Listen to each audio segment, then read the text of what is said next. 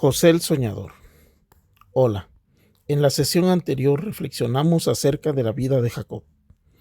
Él le roba a su hermano Esaú la bendición paterna, que significaba la continuación de las promesas de Yahvé a Abraham, de que serían un gran pueblo, que les daría la posesión de la tierra prometida y de que de él saldrían los reyes que dirigirían a su pueblo. José era uno de los hijos de Jacob, fundador de la tribu del mismo nombre. Esta es la apasionante historia de José, que, como veremos a continuación, es una de las historias más bellas de la Biblia y de mucha importancia para la supervivencia del pueblo de Israel de esos primeros siglos.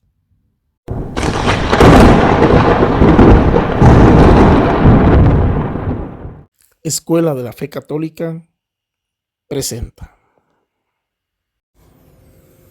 José el Soñador, primera parte. José era uno de los hijos más queridos de Jacob, porque había nacido de su esposa Raquel, la más amada de las esposas de Jacob. Hay que recordar que en esa época, hacia el año 1600 a.C., la poligamia era algo perfectamente aceptado. La historia de José inicia en el libro del Génesis, capítulo 37.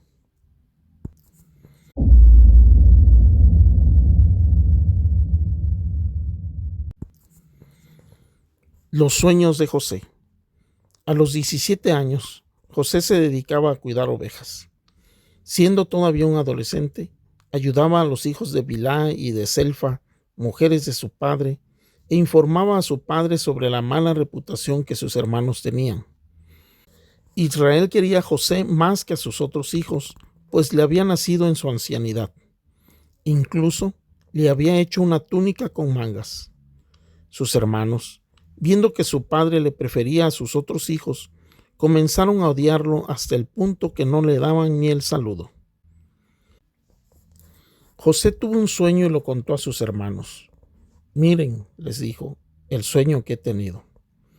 Estábamos nosotros atando gavillas en medio del campo, cuando sucedió que mi gavilla se levantaba y permanecía derecha. Entonces las gavillas de ustedes la rodearon y se postraron ante la mía. Sus hermanos le dijeron, ¿eso quiere decir acaso que tú vas a reinar sobre nosotros o que vas a mandarnos? Y lo aborrecieron más aún a causa de sus sueños y de sus interpretaciones. Tuvo José todavía otro sueño y también se lo contó a sus hermanos. Soñé que el sol, la luna y 11 estrellas se inclinaban ante mí. Su padre, que también lo escuchaba, lo reprendió y le dijo, ¿qué sueño es ese que has tenido? ¿Acaso yo, tu madre y tus hermanos tendremos que inclinarnos ante ti? Sus hermanos se pusieron envidiosos con él, mientras que su padre conservaba esto en la memoria.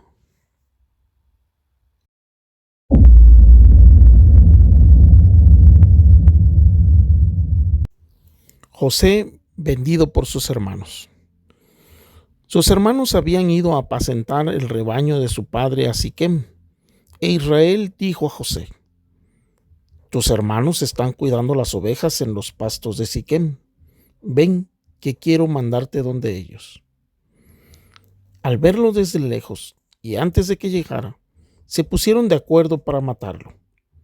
Se dijeron, ahí viene ese soñador. Este es el momento. Matémoslo y echémoslo en un pozo cualquiera y diremos que algún animal feroz lo devoró. Ahí vamos a ver en qué quedan sus sueños. Al oír esto, Rubén quiso salvarlo de sus manos y les dijo, no lo maten, no derramen sangre, échenlo más bien en aquella cisterna allá en el desierto, pero no pongan sus manos sobre él. Esto lo dijo para sacarlo de sus manos y devolverlo después a su padre.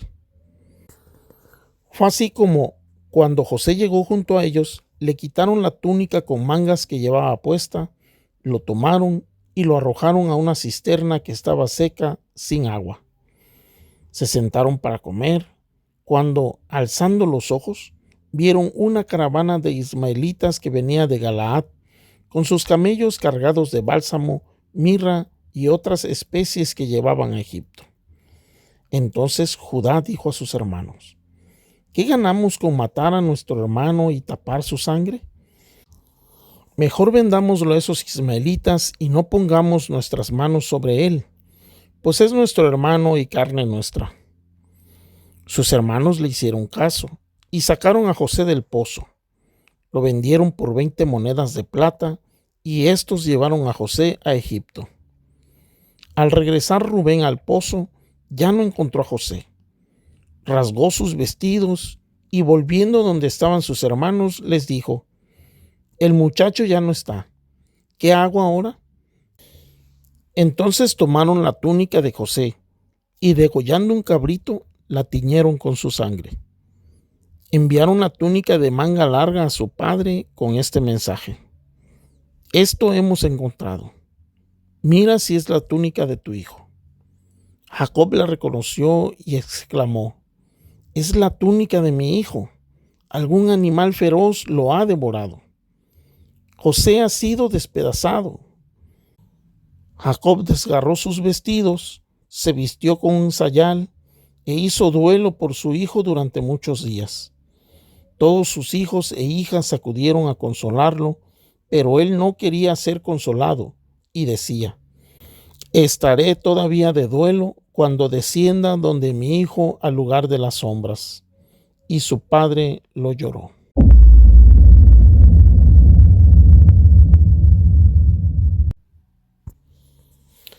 Este pasaje nos retrata la persona de José y su entorno familiar de una manera muy clara.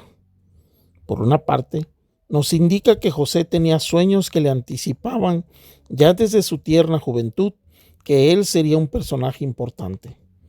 Sin embargo, esto le atrae la envidia y el rencor de sus hermanos, al grado de ya ni siquiera darle el saludo.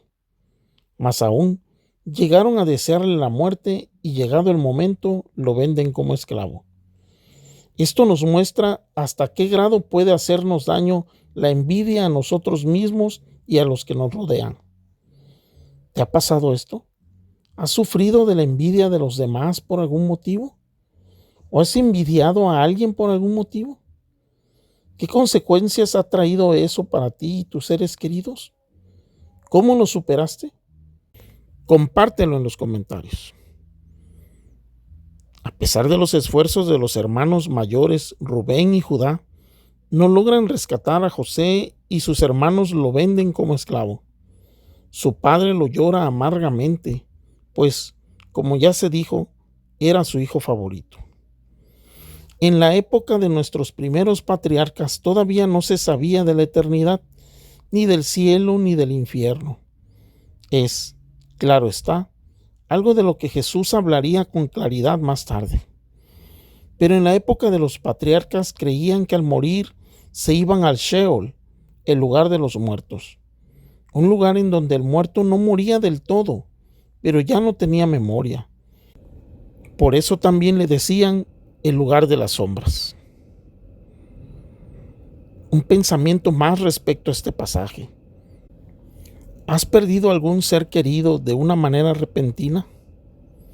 Quiero que sepas que en este canal, Escuela de la Fe Católica, lamentamos profundamente la muerte o desaparición de todos y cada uno de aquellos que hoy faltan en nuestras vidas, pero que esperamos la intervención de Dios, que resucitó a Jesús para que, así como a José, cambie tus tristezas en alegría y te dé el consuelo en la resurrección gloriosa de tus seres queridos.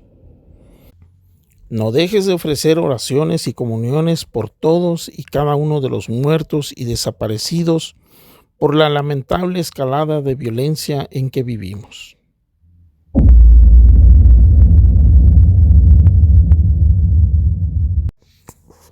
José en Egipto.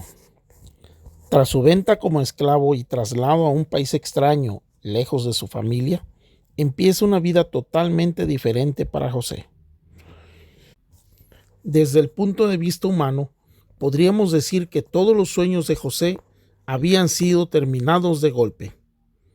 Sin embargo, Como veremos, Dios tiene otros planes.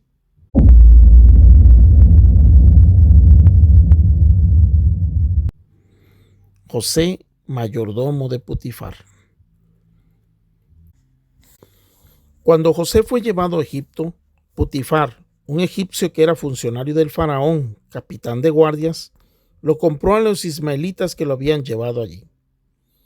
Como el Señor estaba con José, la suerte lo favoreció y quedó en la casa de su patrón, el egipcio. Al ver que el Señor estaba con él y hacía prosperar todas las obras que realizaba, su patrón lo miró con buenos ojos y lo nombró su mayordomo, poniéndolo al frente de su casa y confiándole la administración de todos sus bienes. A partir del momento en que le encomendó el cuidado de su casa y de todas sus posesiones, el Señor bendijo la casa del egipcio en atención a José. La bendición del Señor se extendía a todas sus posesiones dentro y fuera de la casa. Por eso dejó a cargo de José todo lo que poseía y ya no se preocupó más de nada fuera del alimento que comía. Esta misma consideración la vimos también cuando Abraham intercede por Sodoma. Es en consideración a la amistad con Abraham que Dios estaba dispuesto a perdonar a Sodoma, como reflexionamos en la sesión acerca de Abraham. Es lo que en la doctrina católica conocemos como la intercesión de los santos, que consiste en los favores especiales que Dios nuestro Padre, nuestro Señor Jesucristo y el Espíritu Santo otorgan a quienes se lo piden por la intercesión de personas muy cercanas a Él, es decir, todos los santos y en especial su Santa Madre, la Virgen María. También aquí se incluye el poder de la oración de unos por otros, como cuando pides por tus hijos, tus hermanos, tus padres, etc. Desde el momento en que Potifar compra como esclavo a José, desde ese momento Dios bendijo su casa y todo lo que hacía en consideración a José. Le dio prosperidad en todas sus obras. Potifar, dándose cuenta de que toda esa prosperidad se debía a la preferencia de Yahvé por José, le cede la administración de todos sus bienes y, como dicen las Santas Escrituras, ya no se preocupó más que de su propia comida. Hasta aquí todo va muy bien, pero en el versículo 7 viene otro cambio de situación. Continúa el relato. José y la mujer de Potifar. Como José era apuesto y de buena presencia, después de un tiempo la esposa de su patrón fijó sus ojos en él y le dijo: acuéstate conmigo. Pero él se negó y respondió a la mujer: teniéndome a mí, mi patrón ya no piensa en los asuntos de su casa, porque me ha confiado todo lo que posee. Él mismo no ejerce más autoridad que yo en esta casa y no me ha impuesto ninguna restricción fuera del respeto que te es debido, ya que eres su esposa. ¿Cómo entonces voy a cometer un delito tan grave y a pecar contra Dios? Y por más que ella lo instigaba día tras día, él no accedió a acostarse con ella y a ser su amante. Pero un día, José entró en la casa para cumplir con sus obligaciones en el preciso momento en que todo el personal de servicio se encontraba ausente. Entonces, ella lo tomó de la ropa y le insistió: acuéstate conmigo. Pero él huyó, dejando su manto en las manos de la mujer, y se alejó de allí. Cuando ella vio que José había dejado el manto entre sus manos y se había escapado, llamó a sus servidores y les dijo: miren, mi marido nos ha traído un hebreo solo para que se ría de nosotros. Él intentó acostarse conmigo, pero yo grité lo más fuerte que pude. Y cuando me oyó gritar pidiendo auxilio, dejó su manto a mi lado y se escapó. Ella guardó el manto de José hasta que regresó el marido. Al oír las palabras de su mujer, su patrón se enfureció, hizo detener a José y lo puso en la cárcel donde estaban recluidos los prisioneros del rey. Así, José fue a parar a la cárcel. ¿Alguna vez te has tenido que decidir entre el bien y el mal? ¿Alguna vez has tenido que enfrentarte a alguna autoridad o alguna posible represalia por mantenerte fiel a tus principios? ¿Qué decisión tomaste? ¿Algunas veces te han acusado falsamente o fuiste víctima de algún chisme? ¿Tuviste que soportar un castigo injusto debido a esa situación? ¿Qué hiciste entonces? ¿Te ha pasado que cuando ya te empezaba a ir bien, de repente parece que todo va mal otra vez? Compártelo en los comentarios. En este canal, Escuela de la Fe Católica, te queremos invitar a que, como José, cuando tengas que enfrentarte a una situación que no está bien, te pongas en oración, te pongas en las manos del Señor, invoques al Espíritu Santo y, de manera amable pero firme, te niegues a participar en esa acción que va en contra de la voluntad del Señor. Esto también vale para enfrentar las tentaciones que se te puedan presentar, en la confianza de que el Señor nos protegerá de todo mal.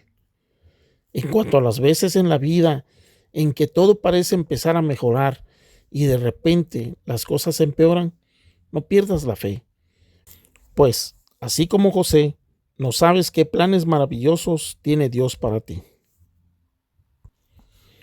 José en la cárcel. Continúa el relato. El Señor estaba con José y le mostró su bondad, haciendo que se ganara la simpatía del jefe de los carceleros. Este confió a José todos los presos que había en la cárcel, y él dirigía todo lo que allí se hacía. El jefe de los carceleros no vigilaba absolutamente nada de lo que había confiado José, porque el Señor estaba con él y hacía prosperar todo lo que él realizaba. Nuevamente, la benevolencia del Señor se refleja en la vida de José y le ayuda a ganarse la confianza de sus superiores. No olvides, sin embargo, que también José se comportaba con rectitud y responsabilidad, lo que hacía que sus jefes confiaran totalmente en él. Te invitamos también a ganarte la confianza de tus superiores, no con base en dádivas y corruptelas, sino a través del trabajo responsable y honrado. Hasta aquí esta primera parte de la vida de José. No te pierdas lo que sigue, pues la historia está a punto de ponerse más interesante. Hasta pronto. Si te ha gustado este video, no te olvides de darle like para que le llegue a más personas. Por favor, compártelo con tus amigos, conocidos y familiares para que a más personas les llegue este mensaje de evangelización. Y suscríbete para que en automático te llegue la notificación cuando subamos un nuevo video. Muchas gracias y que Dios te bendiga.